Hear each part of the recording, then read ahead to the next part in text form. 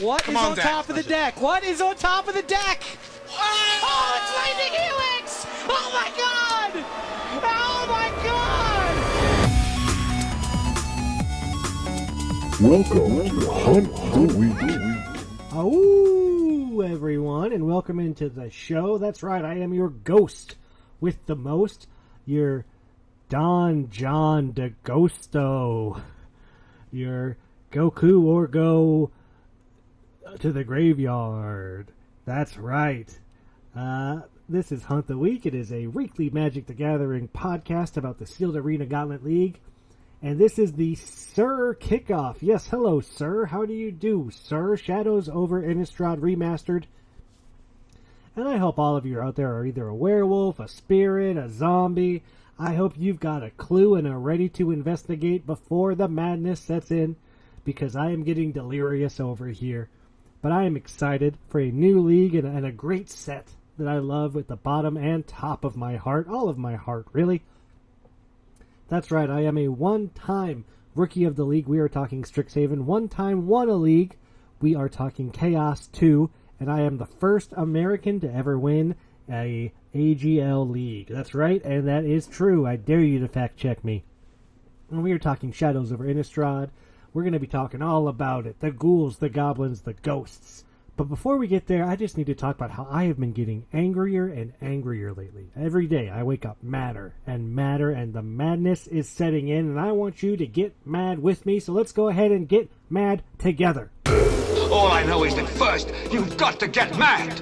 You've got to say, I'm a human being. God damn it! My life has value. I want you to get up right now and go to the window, open it, and stick your head out and yell, I'm as mad as hell, and I'm not going to take this anymore! That's right, I'm mad as hell, and I'm not going to take it anymore. I have the madness. And we're going to talk about Shadows of Innistrad League. We're going to talk tips, tricks. Well, really, we're just going to talk color pairs, and then some fun tips from your boy, Goku or Go Home. But before we get to that, we should talk about the top 8 of our next Mega Draft. Yes, that's true. One is over, all was won, and all will be won. And this is your top 8 for the Mega Draft for All Will Be Won. Justin P. Code Pigeon, the only non-completed member in the whole server, really. 22-7. Jordan M. 22-8. Cody Race 20-10. Jesse R. Zephyr 20-10. Trevor F. Tresky's 20-10. Pierre Mark PMD Guai. One day I'm gonna ask how that's pronounced. 19-11. Ryan D. My arch nemesis, the Slickness. 19-11. Raphael F. Prudent squeaking in as the bottom. 19-11. Mega Draft is this Sunday. I think it's at 1 o'clock. I could be wrong. Please check the league. I should probably fact check myself before I do this. Let's look real quick. Announcements tab. Boom, boom, boom, boom. 6 packs drafted in 60 card decks. 3 rounds of Swiss, Neo, then a whole bunch of 1 packs. 1 p.m. Sunday, April 2nd. I nailed it. I got it right. Didn't even need to fact check myself. That's why I usually don't, because I am almost always correct. But that's one. One league's over, and boy, are we happy about it. We are now talking about Shadows over Innistrad, a set that I've drafted the heck out of this set. I love this set.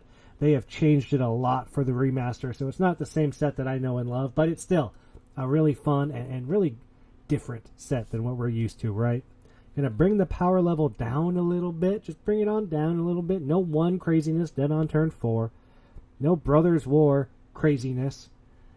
Stupid crazy mythics and rares. No Dominaria United 5-color or Borg repossessed nonsense. This is good old-fashioned Magic. That's what I'm talking about. Some madness, some delirium, some spells. And what are the color pairs trying to do? Well, this is really my only tip that I have for the league so far. I'm seeing a lot of 3-color decks. For week 1. Play 2 colors if you can. You got to play some clunkers and you got to play some artifacts to make it happen. But oh boy, can I not recommend staying away from 3 colors enough. The fixing of the set is not good. You do not want to rely on it. I'm playing straight white-black week 1. White-black. 2 Thraben Inspectors. Come at me. I'm feeling good about it. But I think you just want to play 2 colors. I know you want to play 3. It feels like maybe I can play 3. I've been playing 3 for leagues now. And I don't think this is the format for it. I really don't. The fixing is bad. The cards are not as strong. You're not splashing for big bombs. You're just splashing for more playables. And I think you want to stick to a 2-color pair, and this is what the 2-color pairs are doing in Shadows over Innistrad Remastered. We are kicking it off with Azorius, that's right, blue and white, and this is spirits. Just spirits. A lot of blue spirits, a lot of white spirits, a lot of flyers. Get them in the air, evasion, and kind of take them down with spirits. Maybe you get the Tribal Lord. This is a tribal synergy color pair, Azorius. We have Orzhov, black-white. This is more of a graveyard-focused decks with your Dauntless Cathars coming back from the graveyard. Your Ghoul-Caller's Accomplices coming back from the graveyard. This is kind of your graveyard theme with some humans and zombies thrown in. Boros, and this one, big surprise, it's kind of just an aggro deck. It's kind of just Boros aggro. Get in there and get them. Collective Defiance, Ride Down, Incendiary Flow, some strong cards, and a lot of removal in red. If you're short on removal, look to the color red to find your removal maybe. Selesnya, we're talking green and white. This is the humans deck. This is Tireless Tracker, Byway Courier, Pack Guardian. It's not a human, but it's a good card. But yeah, basically this is humans. You want to play a lot of humans and play cards that pump humans. Green-white, kind of an aggressive creature humans deck. Dimir, black and blue. That's right, usually one of my favorite color combinations. I don't know about this set, though. They're playing zombies. And a lot of zombies going around. You got your blue zombies, you got your black zombies, you got a lot of zombie horrors in there. If zombies is what you're after, blue and black is the color pair for you. Is it? What is it? Red and blue. This is spells. Big surprise. Red, blue, and a spells matter theme. Thing in the Ice, Thermal Alchemist, Mercurial Geist, Rise from the Tides. I've been saying its praises forever. But yeah, this is, a bunch of spells that kill things, spells that make creatures, and then creatures that care about spells like your Thermal Alchemist, your Rise from the Tides, your Geists. Simic. This is your, investigation, crack the clues, get your graph mole rats, get your cards that care about having clues and making clues and draw your cards. Because that is what blue and green are trying to do here. They want to investigate and you want to draw some cards. Maybe you should be playing Simic. Rakdos. This is the Madness color pair. Red and black, a lot of Madness cards in those colors in a lot of ways to discard for free. Olivia's Dragoon, Ravenous Bloodseeker. Maybe you're just playing some Tormenting Voices. You got ways to discard. You got cards that want to be discarded. You're playing Rakdos with the Madness. Golgari, this is graveyard stuff. This is Delirium. This is self-mill. Get the creatures back. Care about having cards in the graveyard. Obsessive Skinners, Dryads, Morn Willow, Delirium. That's what you're playing. You're playing Delirium in green-black. And then we have Gruul. Big surprise here. These are the big boys. These are the werewolves. Your Moonlight Hunts, your Howlpack Resurgences, your Ulrics. If you got werewolves, you're going to be playing green and red. That's where the wolf synergy is going to come in. A few tribal colors, right? Zombies, humans, werewolves, and then we've just got some straight synergy with spells, graveyards, delirium. That's what you're trying to do. And I really think you want to play 2 colors. You might not be able to in week 1, but I think you want to get down to 2 as fast as you can. This is a shortened league. You only got 6 losses to give. You're only going to get 5 extra packs, so you better make sure that your deck is streamlined and humming from the early on, because you just don't have the losses to give in this league, You don't want to lose any games, any matches to not hitting one of your colors, because you don't have the matches to give up like you would. Normally you don't have any matches to give up anyway, but I would say extra in a shortened week. And that's Shadows of Innistrad. I'm very excited to see what people are playing, what craziness got opened. We got the bonus sheet in there. And we have a little investigating to do. So join me as I go on a little investigation this week with someone from the league. Shouldn't be too tough. Really? I would have thought a case like that took a little effort. Not too much. What will your first step be? The usual one. I didn't know there was a usual Oh, one. sure there is. It comes complete with diagrams on page 47 of How to Be a Detective in 10 Easy Lessons, Correspondence School textbook. That's right. This week I talked to the one, the only, none other, Johnny M, aka Johnny. You know, guys played on the Pro Tour. Guy plays in G Please, RPTQs. Player of the Year last year.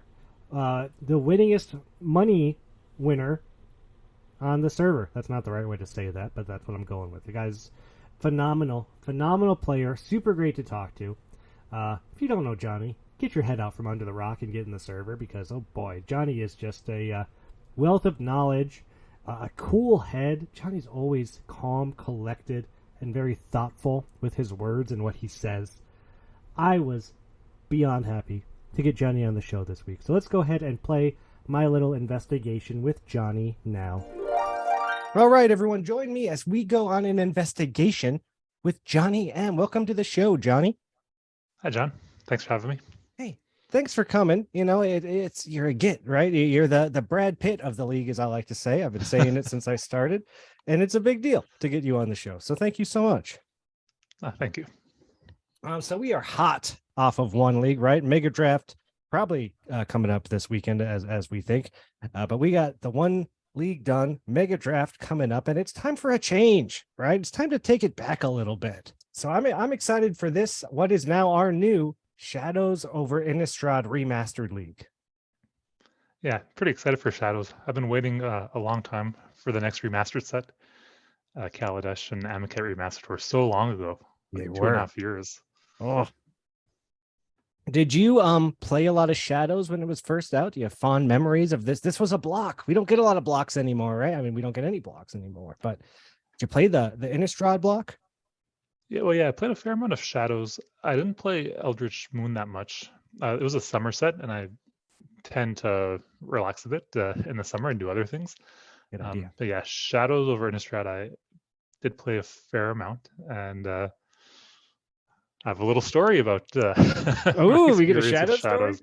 Ooh. Yeah. Okay, so it's a Tuesday afternoon. A friend calls me up and says, "Hey, do you want to go to Las Vegas this weekend?" And I'm like, okay, sure, let's do it. The only thing I had planned that weekend was it was a Shadows over Innistrad release weekend, Okay. and there was a PPTQ I was looking forward to playing in. I really liked the old PPTQ system. I played, all the sealed ones that I could, and so I was a little sad to miss the tournament, but I was happy to go to Vegas with my buddy. Why not, right? Well, let me just check Wizards Locator feature and see if there's any tournaments in Vegas that weekend. And there was. So I'm like, okay, going to Vegas, you can play cards. That's sort of a thing, right? So we get there Friday night. We party our asses off. I wake up Saturday morning, like beyond hungover, just like totally impaired. But I like drag myself up. I get on the city bus, take it an hour away from the strip. Oh my gosh. And I end up at Avatar Games and Comics in suburban Las Vegas. So I got my pool. It's awful. Is this a PPTQ or what kind of what is this? Yeah, so it's a PPTQ. Okay. So it's competitive. If you win it, you get an invitation to the regionals. And if you go to the regionals, you do well enough, you go to the Pro Tour. Yep. So it's a sealed PPTQ. My pool's awful. It's a black blue deck where my main win con is Startle Awake. Oh, that's a fun one. Which is like the slow mill card that you have to spend 13 mana to do anything. So I lose my first 2 rounds. The next round is a draw because I won a game, then I lost the game, and the third game I was like in a good position, but my deck was too weak to win another game, and then a lot of time. It was just like so slow and horrible. Finally, in the 4th round, I'm against someone who won 0-3. I win that one. Yeah. So now my record is 1, 2, and 1. That's 4 points. But the thing is, there's only 13 people, so I make top 8. Which, like in Montreal, the PPTQs usually had at least 30 people, maybe 50 people. Sure. You have to do really well. You have to go, 4-0 and then draw in to make top 8. So with like my worst record ever in one of these tournaments, get to top 8. First round, so it's a draft. Yep. Draft round. The first round goes well. The second round, is like the nastiest round of Magic ever played.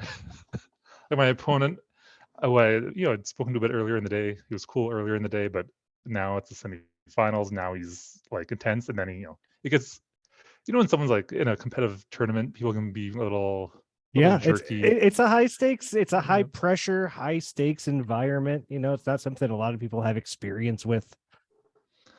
Yeah, and so I like to play pretty relaxed and casual, but if someone is gonna get like tough with me, I'll get tough with them. And boy. This match just kind of devolved. There were multiple judge calls on both sides. It's taking a really long time because of that.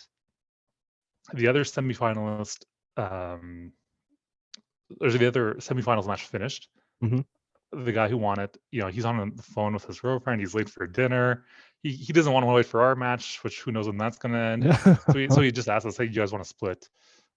He'll take the store credit for winning, and then whichever one of us wins our match gets the invite to the RPDQ.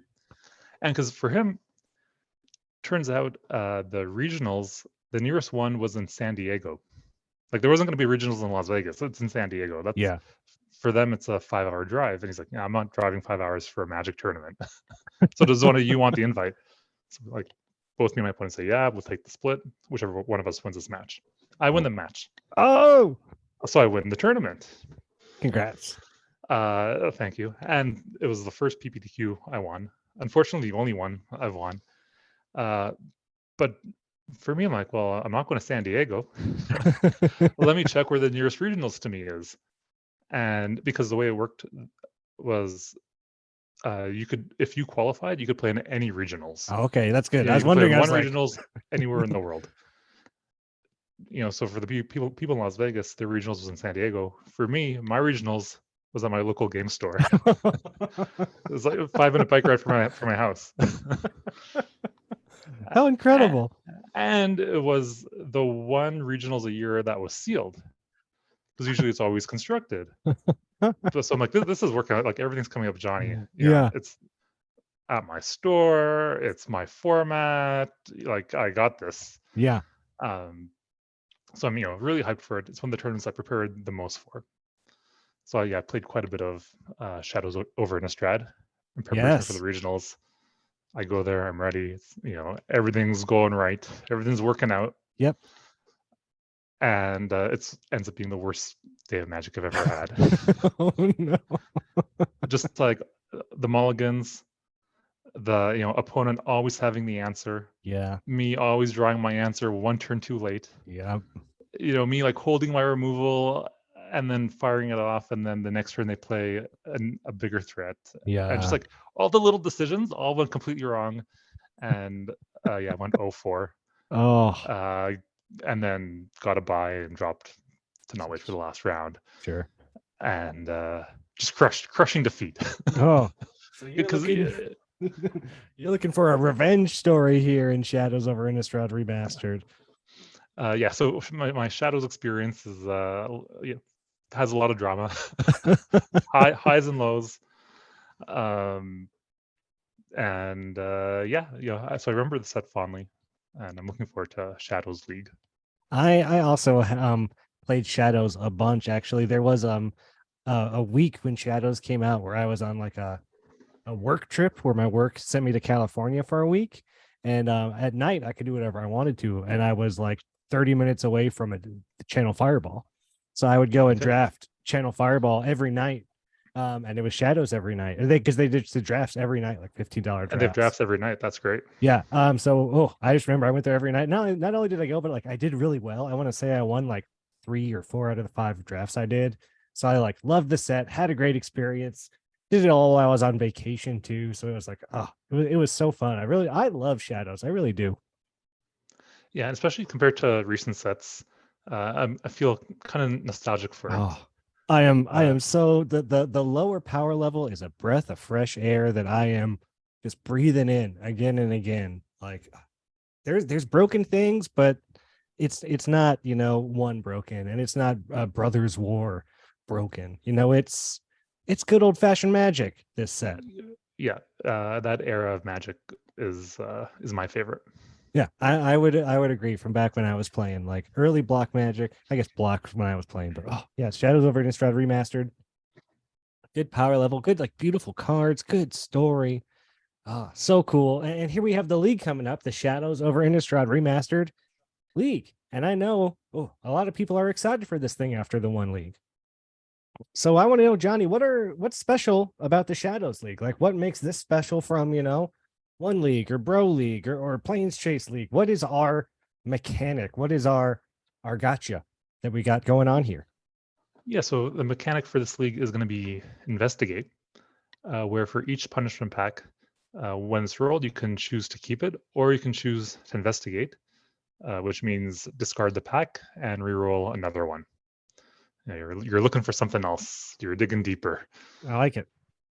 And then the other thing is for the mega draft, it's going to be Crimson Vow, Midnight Hunt, and Shadows over Innistrad, 2 packs of each.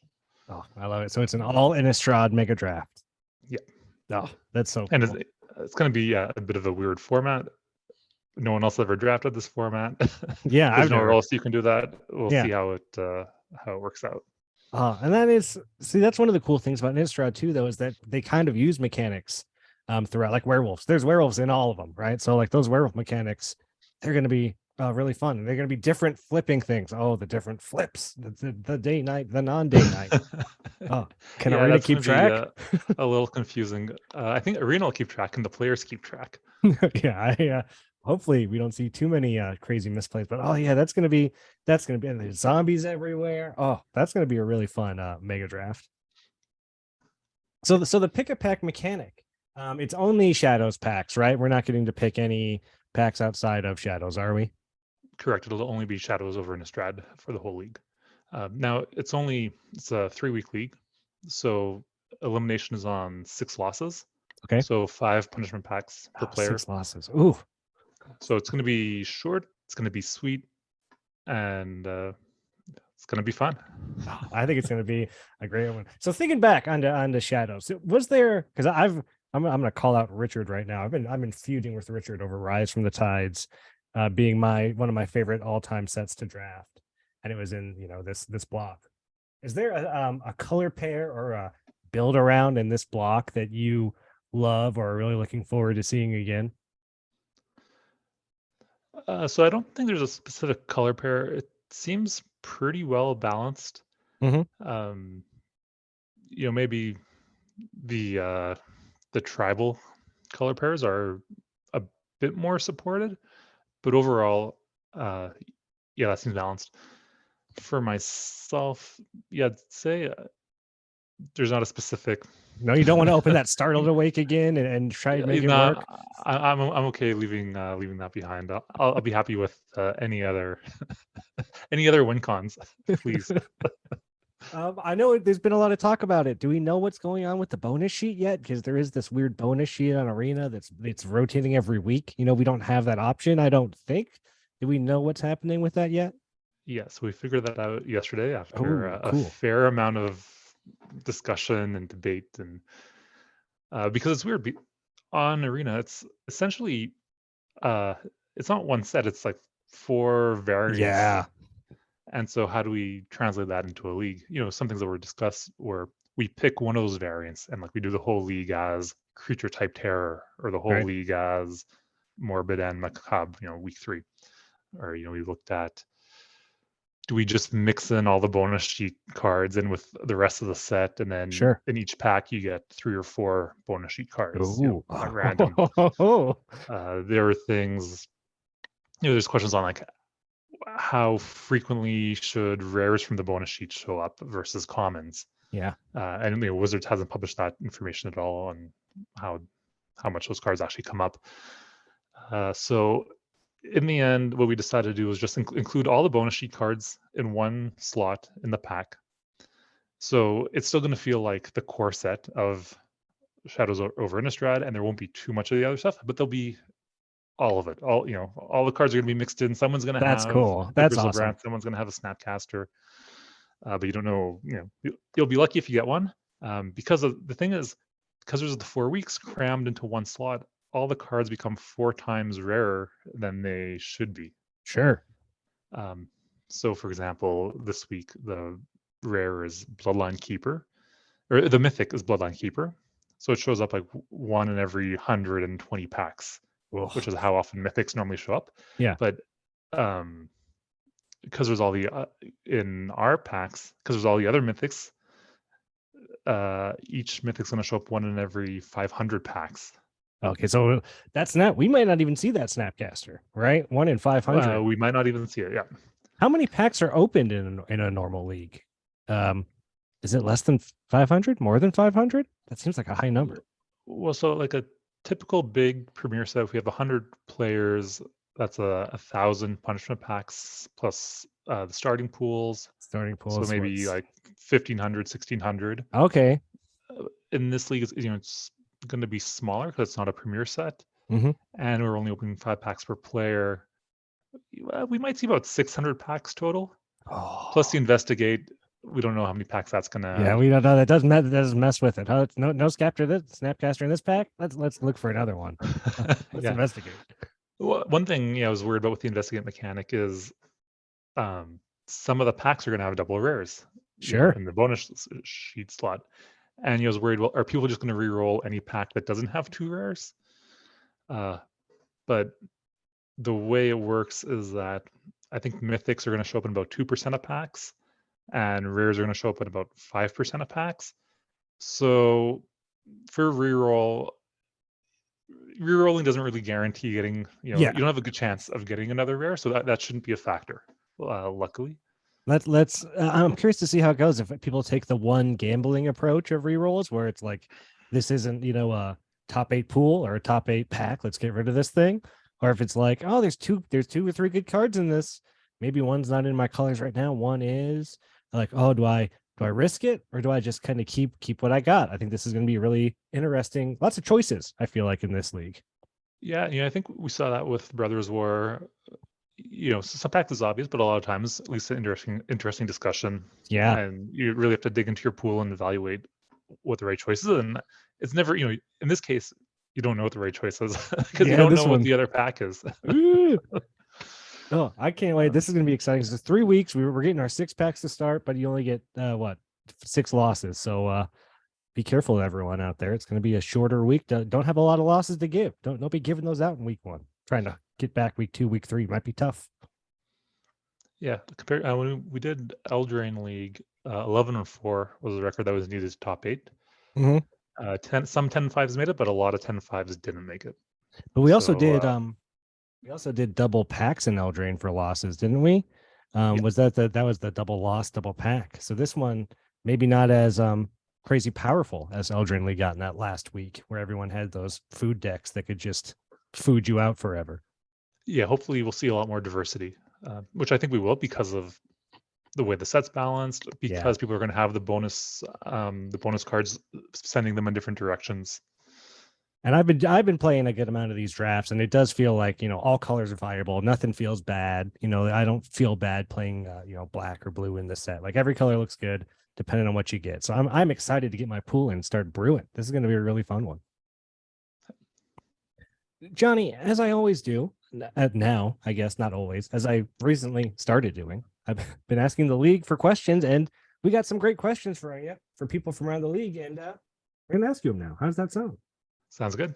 All right. This first one's from Raphael F., making his top 8 appearance in one this weekend. He wants to know, what is your favorite league set? So what league has been your personal favorite?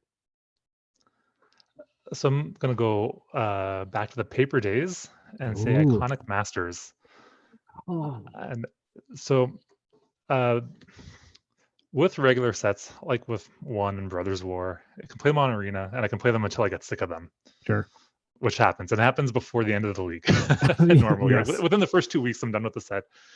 But with Master sets, what would always happen was there'd be a lot of hype leading up to the set.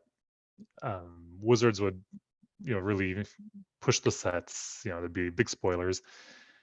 There'd be the opening night draft. There'd be a ton of buzz and energy in the room. Yeah. People are, it's a lot of fun. They're interesting limited formats, But the problem is they cost $60 to draft. Yep. So you can draft them on the first night. Maybe if you're lucky, there's an event on the Saturday or the Sunday, and then that's it. No one plays these sets again. Yeah.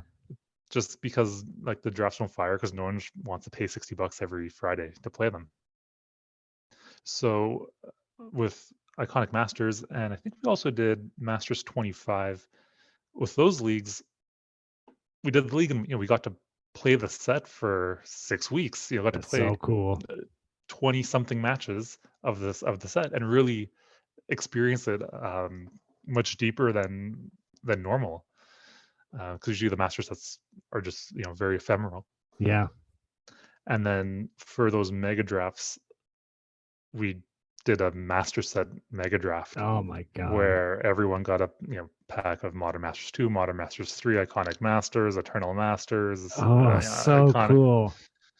And so that's like there's probably exactly 8 people in the world who've ever done that draft format. That is, because I do love the master sets, and they're always a treat. And just like you're saying, I draft them 1 or 2 times if I'm lucky. Some of them I've probably even missed because I haven't been able to get to do all of them. But to play them for that long because they're so fun. They have a great power level and usually a great limited environment that like you never really get to fully experience and flesh out like you do a normal set. So that sounds like great. And that's the kind of the best of League is really diving deep into a limited format and really playing a ton of rounds and getting to know it very, very well. And those meant the cards. You get such good quality cards in like a Masters pack. Oh, I'm so excited. It's like drafting a cube or something. That sounds so cool. All right, this one comes from Cody, also making the mega draft with an amazing 5-0 run in week 6. Way to go, Cody. Jeez. What's your favorite token art? Okay, so my favorite tokens are I got some Stormtroopers, I got some Snow Troopers, some Death Star Troopers, and some Imperial Pilots. Can you see these? I do see those. Are those just from a Star Wars card game? Yeah, these are from the Star Wars card game back in the 90s, the Decipher game. Uh-huh. And my playmat that I normally use is Darth Vader and some Stormtroopers, which is from the more recent Star Wars card game. So I got my tokens to match the playmat. And they're pretty versatile. The Stormtroopers are 1/1s. I got the pilots if I need the creature that flies. Some of these have 2 power. There's a bunch of numbers on the card. So depending what stats I need, I just say, okay, we're using that. So those are my favorite tokens. That is so cool. But to answer his question more literally, it would be I think reflection token, which is the token that Aliros Enraptured makes. So Aliros is the Narcissus card from Theros Beyond Death. It's the 2/3. When it enters the battlefield, you make a 3/2. Sure. And so Aliros, he's gazing, he's looking at his reflection in the water. He's I know myth of Narcissus. Yeah, this is a great one. The reflection token is the reflection gazing back into the water at Aliros. And Aliros, he's the real person. He's colorful and he's, very beautiful, and he sees the reflection. The reflection's kind of grayed out in the water. The reflection token is grayed out and he sees colorful Aliros in the water.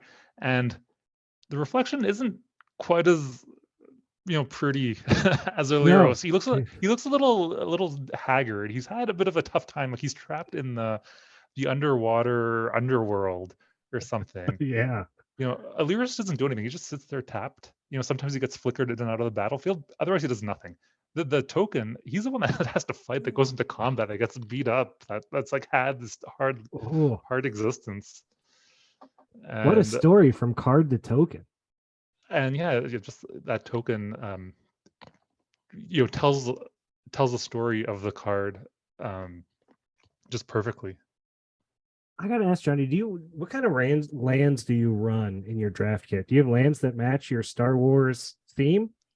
No, I do have a specific set of lands, but there's nothing specific. They're just lands that I had a dozen copies of that I liked the art of. Okay, that's fair. I was just curious. I was like, man, is there like a Stormtrooper land bundle out there I don't know about that Johnny's Yeah, not yet. We'll have to wait for that that Universes Beyond set. Oh, I'm sure it's coming. Get ready with your Fortnite battle bus. This question comes from Maxime, one of your partners in Mount Rushmore. Maxime would like to know, is there any mechanic from another game that you would like to see in Magic? Yeah, I'm a big fan of blind bidding in games. Some examples, with one game that I've introduced Maxim to is called Shazam, where you're two wizards on a bridge dueling, and you each have to bid mana every turn, high bid. It's not like Magic mana, it's your money in the game. Sure. And you both lose what you bid, and high bid wins, and you push the other wizard back to like the precipice. Okay. And that kind of gameplay is so fun. There's nothing as thrilling as outbidding your opponent by one, and there's nothing as agonizing as being outbid by one, or by like going hard on a bid, bidding everything you have, and then your opponent shows 0. Like, shit, I just wasted, everything I had. And there's just like the double think in it. You have to learn your opponent's patterns. Then you have to start changing your patterns as your opponent starts learning what you like to do. And I just find that super fun. And it's so based on who the other person is and how well you know them, and how well they know you. Sounds like it's a lot of like bluffing or not bluffing, right? And it's part of bluffing, yeah, head games. And there's one card in Magic that has blind bidding, and that's Goblin Game. Ooh. which is a ridiculous card. It's like cost 7 mana. It doesn't really do anything. The bidding is done by hiding objects. Yeah. Like, what objects am I supposed to hide? But I could imagine blind bidding working in Magic was just like, you write down a number, use your dice to like, sure, high bid loses that much life, and they get some effect. They draw 2 cards, or they get to make a token or something. Yeah. And yeah, I think that's an element that I like cards that create many games with your opponent. Caleb was talking about Fact or Fiction with you a few weeks ago. That's a great example. That's a real fun one. Yeah, cards like that were like, okay, now we're doing something together, and they make you feel like you're playing a game with someone. Yeah, that than like going off on your own, playing Storm or Rise from the Tides, to be like, yeah, I'm kind of just gold fishing and doing my own thing. I don't really care what you're up to. It does make it feel better when you actually get to interact with your opponent. Yeah. Richard would like to know, what's your favorite non-black card? So I think he knows the answer to this, and that is Evolving Wilds. So Evolving Wilds is a really cool ability. You can sacrifice it, search your library for a swamp, and put it into play. It does 4 other things; those aren't as good. But whoever guessed that Johnny was going to say swamp? Oh, you were so close. Evolving Wilds is, I think it's when I play Sealed, sometimes people ask, like, oh, what card do you want to open? If you're at the pre-release, we'll say, oh, like, which Planeswalker do you want to open? Yeah. Like, I don't care about those. I just want to open Evolving Wilds, because if my pool has Evolving Wilds, I can build the best deck. Yeah. It gives so much freedom and flexibility in your deck building. It's just like the grease that makes our games run a little better. Both players have more fun if we have Evolving Wilds in our decks. And it's always playable. It's it's obviously not overpowered. I don't think it's ever been played in serious constructed format, but in limited, it always makes the cut. And I'm a limited player. Evolving Wild. Yeah, it's been printed in like 20, probably around 20 limited sets. At common, it's probably like. I've made the argument it's the greatest limited card of all time. Because like Archangel Avacyn is stronger. Okay. Sure, it's going to win more games, but it's a mythic that's been in 2 sets. Yeah, and what if you only stuck on 1 white mana? How are you going to get that other white mana? Yeah, and it doesn't always make sometimes you're not in white. Sometimes it doesn't get played because it actually just got rare drafted. Yeah. Sometimes you take it and you end up doing something else with your deck, but if you're drafting and there's an Evolving Wilds going around, it's not a high pick, but someone's going to get it and they're going to be happy with it and it's going in their deck. Yeah, you'll Yeah. always play. Is there a number? What's the high number of Evolving Wilds you could play in a deck? 6? 5? 3, 3? maybe. Yeah, I think 6 would be bad. 6? Yeah, maybe in a 60 card deck. Try and just make this work. Yes. Agree with me, please. Caleb would like to know, what is your favorite band? The That's a rare tough- non-Magic question. Don't get a lot of those. That's a tough question. I would say they come and go, Of course. but let's say Clutch. Ooh, uh, Clutch. Just been just put out excellent albums, over and over and over. Like for the last 20 years, they haven't put out a bad album. They're great live. They don't come to Montreal very often, so there's a lot of pent up demand. And you and my uh, brother would get along. He loves Clutch. I think they came here Right. like within the last year or two, and he tried to get me to go, and I was not into it. But yeah, you and him, you'd get along so much. Yeah, they're coming to town in 3 weeks, so I'm excited for that. Oh yeah, that's weird. Have you seen him like a good amount of times in the last 20 years? About 6 times, Yeah. 3 times in Montreal, and I've traveled to see them a few times. Oh, so cool. So I'm trying to speed run through these questions. We got 4 minutes left, so Oh, I'm shit. going very quick. Damien wanted to know which format limited does he dream of when he dream of Magic? So what is is that the Back to the Masters? Is that your favorite kind? I'd say Khans Tarkir Oh, because of Morph and because of the bluffing and because of the bluffing that comes through that. Yeah. It's a whole other dynamic to the game that you don't get in any other set. I agree. Such a good set. Is there a misplay that haunts your dreams that you think back of and just can't let go? Yeah. Born of the Gods Grand Prix Day 2 in Montreal. I annulled when I should have nullified. Maybe I nullified when I should have annulled. Oh no. There's 2 counter spells. There's one that's more flexible but costs more mana. Yeah. And one that's more narrow that costs less mana. And I used the one that costs more mana because I had the mana up, thinking, so I can Yeah. do other got- things with mana. We both ended up like top decking land. The game stalled out. He cast a Nessian Asp, Yeah. Big boy. the big 4/5 that has monstrous, and I looked at my counter spell and I couldn't do anything. Oh. And the Nessian Asp killed me. Always check to make sure you're casting the right counter spell. And you got more than one. Yeah. Last question comes from Chris York. Great Chris York would like to know, what will the Gauntlet League format look like in 5 years? You've been there. You've seen the changes. You've seen it. I mean, it's changed a lot as long as I've been in it. So I'm sure you've seen a ton. 5 years from now, what does it look like? So that's a better question for Chris York.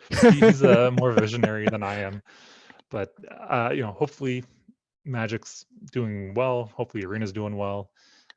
Yeah, I could see us, maybe getting ready to launch something like Shards of Alara Remastered. Oh, that'd be fun. If these remaster sets keep coming, I'd love to see those and play leagues of those over the coming years. I don't know about in-store play, if that's ever going to get back to what it was Yeah. pre-pandemic. I know locally it's just like nowhere close. But if it does eventually make a comeback, then I think we'll start to see multiple local leagues pop up. I know York has been doing a little bit out in Vancouver. Oh, cool. But yeah, it'd be cool to hear of people starting leagues in their local stores. And for us, I don't know. Hope it just keeps going steady. This is amazing what we have going on. We have just so many great tools these days Yeah. to do this, to come up with weird formats and try whatever like off the wall idea we have on like how to play Magic and the people to do it with. Yeah. It gets better and better. It's only gotten better and better since I've been in the league, right? Everything has gotten better and more streamlined and easier. And I love it so much. Well, Johnny, thank you so much for coming on the show. We made it. We didn't get cut off yet. Well, thank you so much. And I look forward to avoiding you in Shadows of Innistrad League because you're very good. And I only got 6 losses. Can't be giving those away. Well, I wish you luck in the upcoming league. I know if you've ever checked our head-to-head record, I think it's like 5-0 in your favor. Yeah, I do that because I try to not play as much as I can. So I don't think I should be dodging you. Thanks so much, and good luck out there in Shadows League, Johnny. All right, thanks, Ron. Yep, Johnny's great. I love talking to Johnny. So many stories, we ran out of time. Had to rush there a little bit at the end. But I'll tell you, Johnny he's always a blast, man. Oh, it's one of the nicest people. I've never seen Johnny say anything or out of anger or spite or, I don't know, salt. He's just not that guy, man. He is not that guy. He is so cool. So cool, Johnny. I like Johnny a lot. Can't say enough nice things about him. And that's it. I'm ready for Sur League. I hope you're ready for Sur League because we're about to get going. Shadows over Innistrad Remasters. Werewolves, spirits, zombies, oh my. And it's all coming to you tomorrow at 5 p.m. Friday. 6 losses to give. Please play well. You don't have a lot of time. 3 weeks, like I said. We're basically in week 3 already, right?